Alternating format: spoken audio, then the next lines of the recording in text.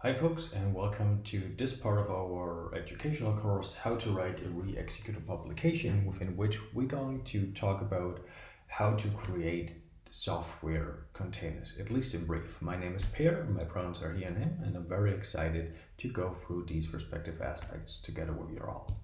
So far, we've heard how software containers work and got a brief idea of how these images can be downloaded, used, and managed. However, what we did not talk about is how these software containers and images are actually created in the first place for specific projects, pipelines, and analysis, so forth.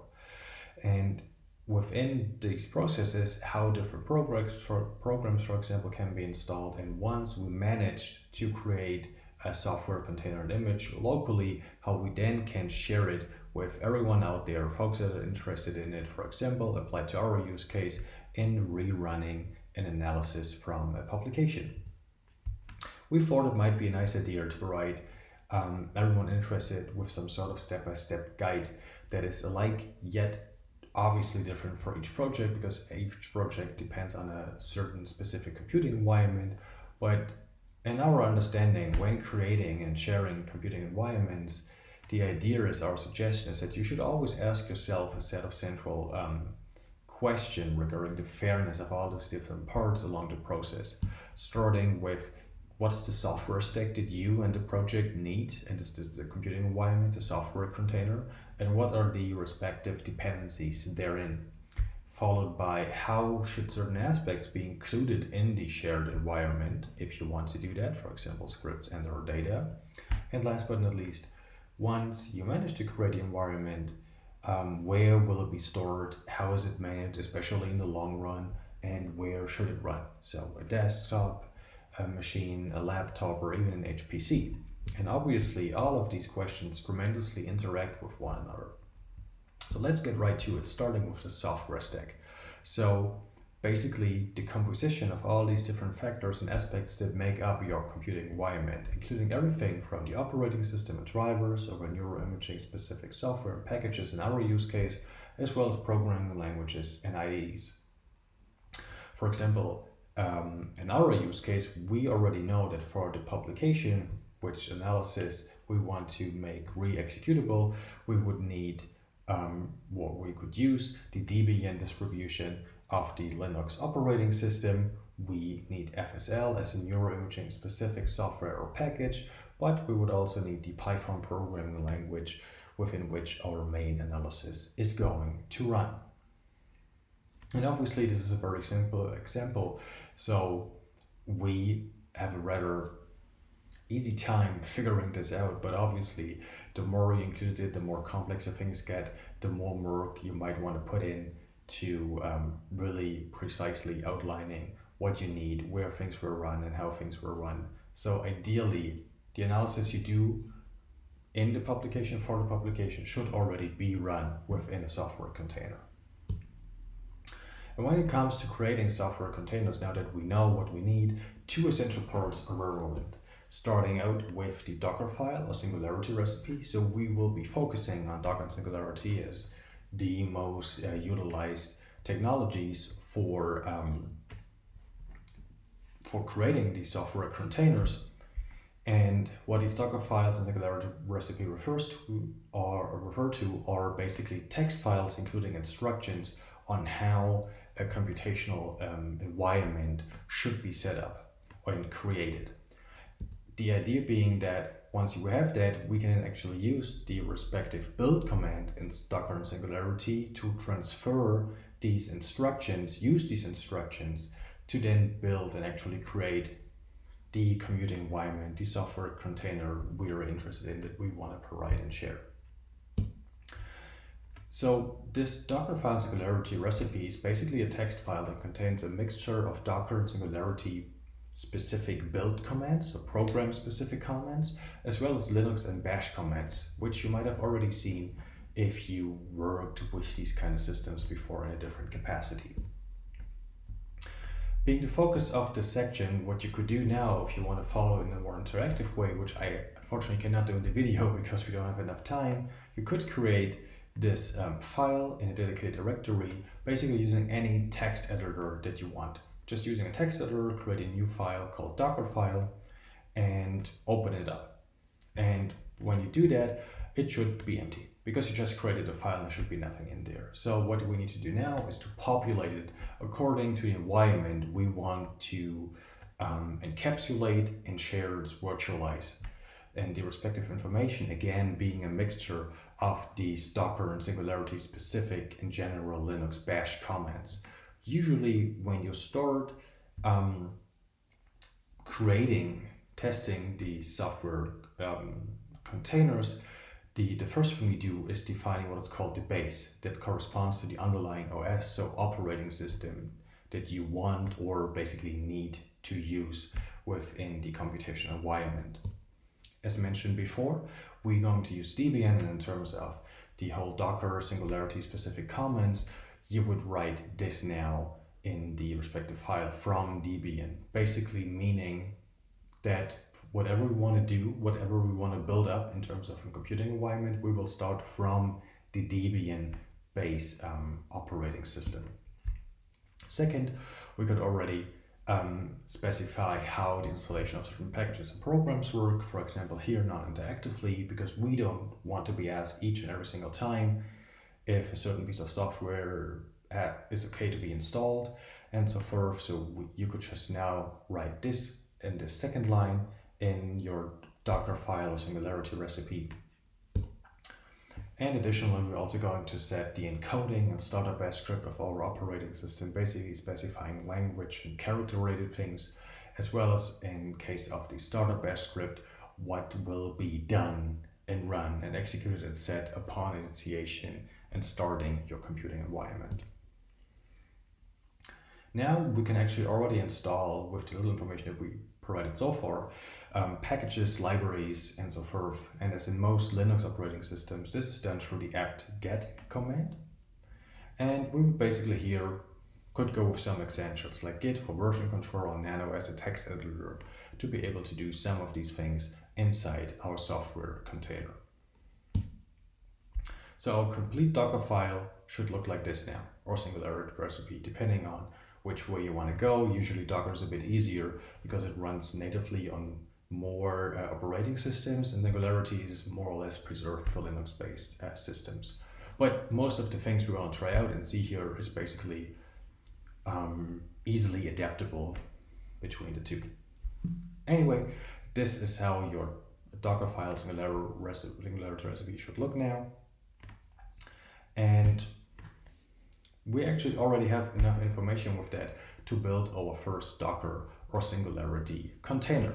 And as said before, the other crucial aspect besides these build files or recipes is the build command. Here we provide the example of a Docker build command, which would basically look like Docker build followed by a -t, and then we provide the image name, so the name we want to give to the computational environment, the image, the software container we're going to create, and the path to wherever the Docker file can be found on your system. So if you run that, for example, all in the same directory, it would translate to the following: Docker build -t, we would call it repronym -simple -workflow followed by a dot, indicating that the Docker file that we are going to use, containing all the instructions to build up our environment, is located at the current working directory.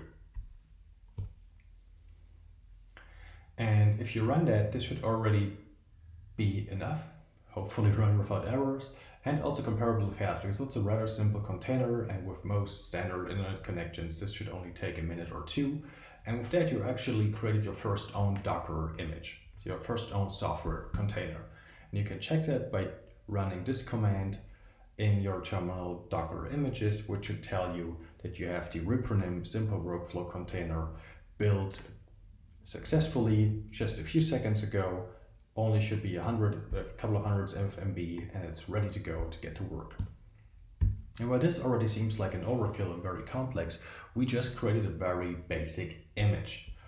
And the fitting compilation of an entire Docker file Singularity recipe for a complex script, pipeline, analysis, and so forth can actually be, and appears very convoluted and prone to errors, because there's a lot of manual intervention going on, back and forth changes. And actually, usually, like if you start out, especially in the beginning, it takes a lot of time and searching throughout various places to get the gist of what's going on and how you need to do things. So you might wonder, isn't there a more sufficient, faster, and easier way of creating virtualized environments? Well, say no more, there of course is. And please meet NeuroDocker, which is a Docker image developed by the Re-executable team that targets the creation of other Docker and Singularity images, specifically in the realm of neuroimaging applications. So you might call it or refer to it as Dockerception. I here provided the links to the website of NeuroDocker documentation, as well as the GitHub repository, providing a lot of information, usage examples, and is a very, very good starting point if you want to dig into these things further and actually apply it into your own research practices. The key idea is that we go from these rather complex comments that appear very abstract, especially if you have not worked with Linux-based systems before, to something that is a bit more intelligible, a bit more precise, a bit more compact, easier to grasp.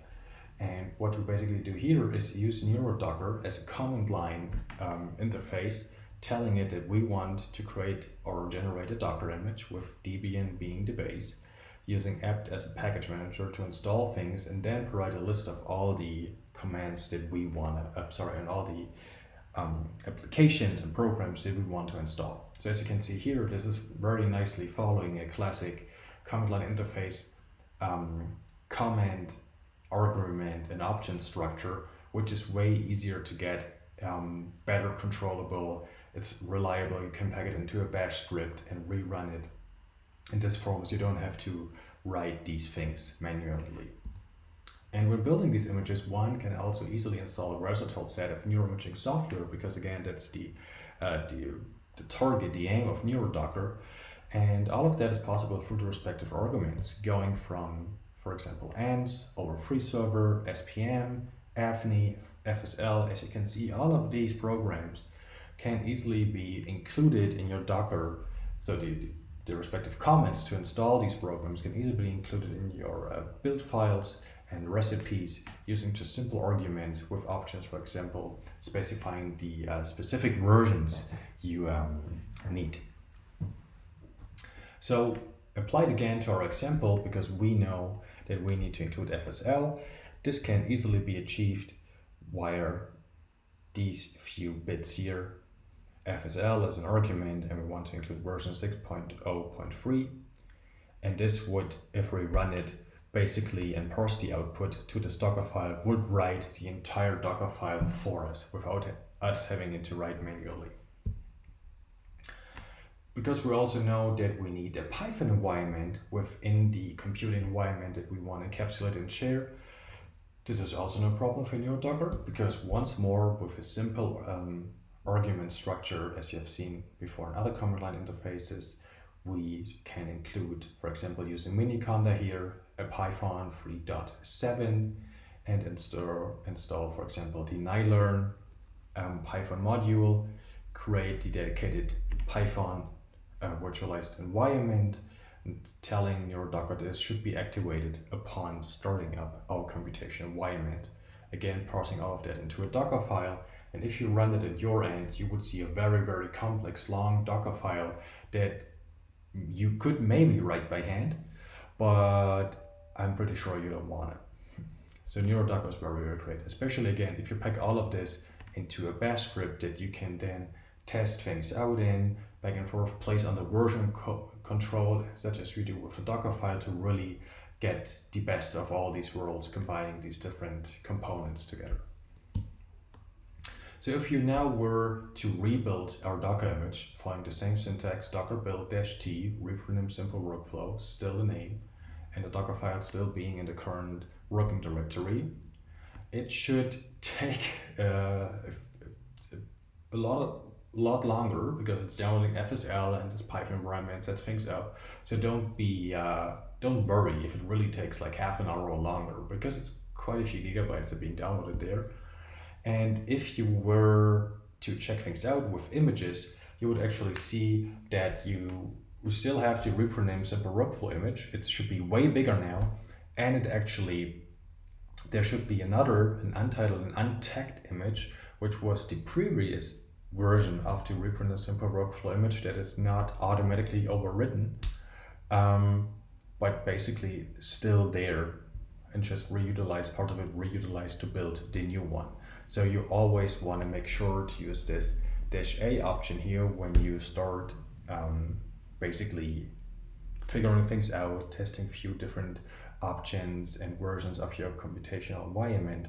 Because if you don't do that and keep track of these things, and once in a while delete these older versions or maybe unfinished versions of these software containers, your storage might run out. So you always want to make sure to keep an eye on that and delete as needed. So once we have that ready to go, our software container or computational environment, another question, the second one we would have to ask, should we include certain aspects in there, for example, scripts and our data? Starting out with data, what we could easily do using Docker Singularity specific commands is simply copy data from our local machine, whatever we use to build the software component, software container, and copy it into our software container to be basically encapsulated within there. However, we could also use, for example, data-led to get and manage our data and simply make our data available for processing inside the software container, the running software container, using this path mapping from host to guest operating system. And we would definitely suggest and recommend using the latter option, so getting data and managing it via data-led and providing data with this path mounting inside the container. However, there might also be cases or certain types of data that can directly be or should directly be included, so we kind of dotted it out here. Getting into code, you could basically do the same thing, just directly copy the code into your container during the build, or maybe get and manage code via Git or especially GitHub and make it available inside the container again via path mapping. And maybe, to no surprise to you, the later option is again what we would recommend, because as with data, it's usually a very good idea to manage these things with the dedicated resources and tools, and only include them, for example, in a container if it's for whatever reason really necessary. There's no other option to manage and provide them, or if you really want to have a complete snapshot of data in code at a specific point in time, and just include everything upon the build of the container. So for example, as you can see here, this would be a structure that I would run on my end following these principles, where I have my data set with my participants in there, all of the data therein as well. I have a scripts directory where I have all my analysis pipelines, for example, in there, and I have my container. And the comment I would run in this end here is basically obviously use data-led containers to track everything that's happening to my data, run the computational environment that we just created, providing as input my data set that I have here, providing the analysis scripts that I have, and write everything out to a different dedicated directory. So with that, that's the perfect option, at least in our understanding, to manage all of these things as best as possible.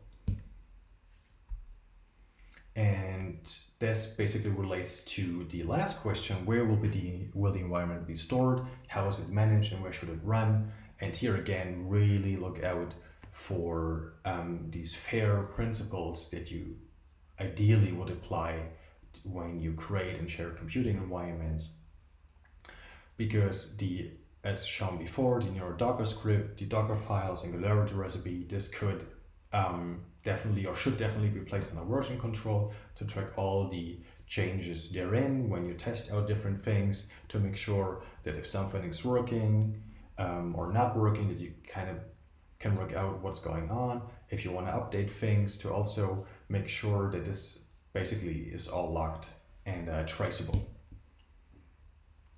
Once you got your computing environments ready to go. You can share and get them, superwrite them via dedicated hubs that are out there, for example, Singularity and Docker Hub, basically using the push-pull options that you will learn along the way so that others would follow basically also the same outline, right? If I would like to get a software container, these are the places I would look for if I do not want to rebuild them.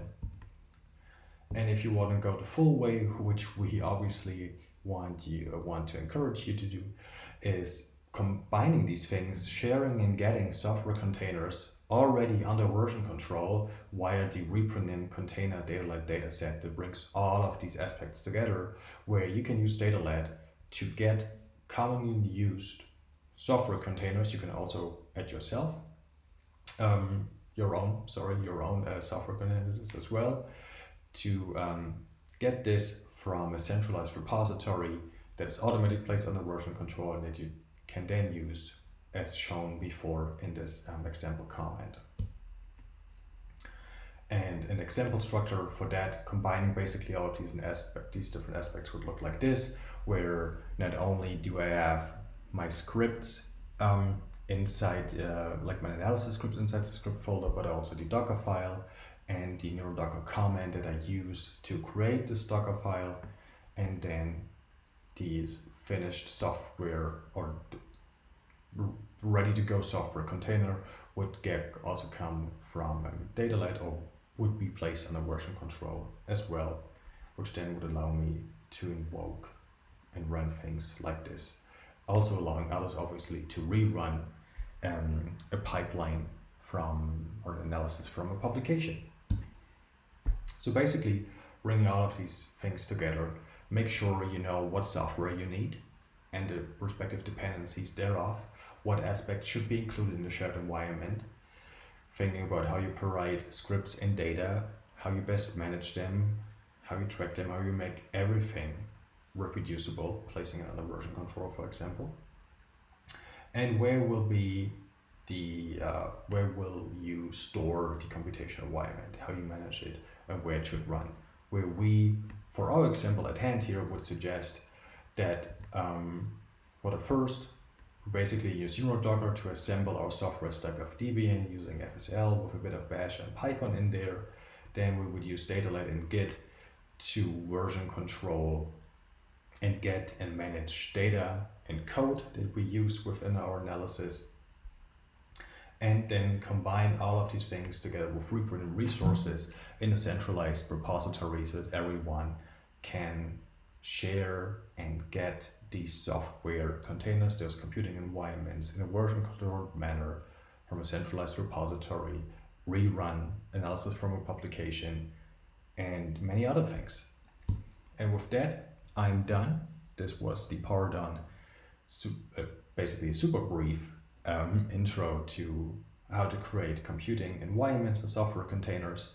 If you have any questions and feedback, please let us know either via our website or find us on Twitter, and maybe provide us with a bit of insights on if these discussed tools and resources that we just briefly outlined here would be something you would try out in your own research workflow. And with that, thank you for your attention. Hope you have a great OHBM experience and hope to see you around.